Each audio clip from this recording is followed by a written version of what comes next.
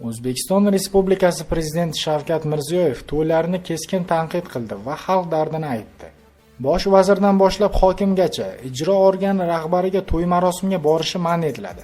Choyxonalarning yonida davlat mashinasini turganini ko'rgan kunim ishdan olib tashlayman. Jinoiy javobgarlikka tortaman. To'y eng ko'pi 150 kishiga, osh 200 kishiga bo'ladi. Birorta rahbar uyda tug'ilgan kunini ham, to'yini ham mendan boshlab nishonlamaydi. Bo'ldi, u zamonlar tugadi endi. Odamlarning g'ashini keltiryapmiz, la'natini keltiryapmiz. Marosim ham, to'y ham rahbarlarsiz bo'ladi.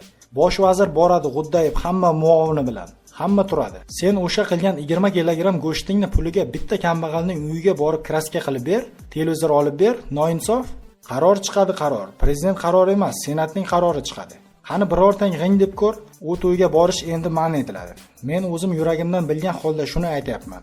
U hammasi xiyonat bizning xalqimizga. Ikkinchidan, to'y qilishning me'yorini ham yozib beramiz. Toshkentda 4 ta qizi bor odam o'zini osish kerak to'y qilish uchun. Oddiy odam, oilali, budjetdan oylik oladigan odam o'zini osish kerak.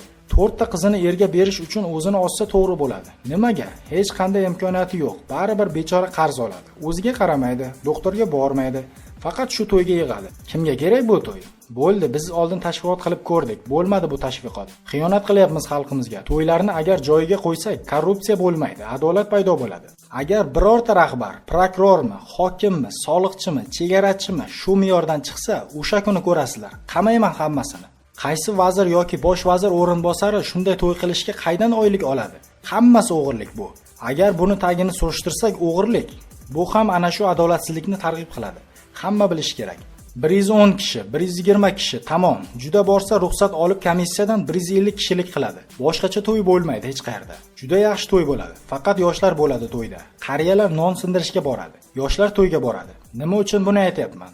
Andijonda ham juda haliga ketgan ertalabki to'ylar, avvalo ertalabki to'ylar yo'q bo'ladi. Bo'ldi endi, obedda soat 1 dan 2 gacha to'y.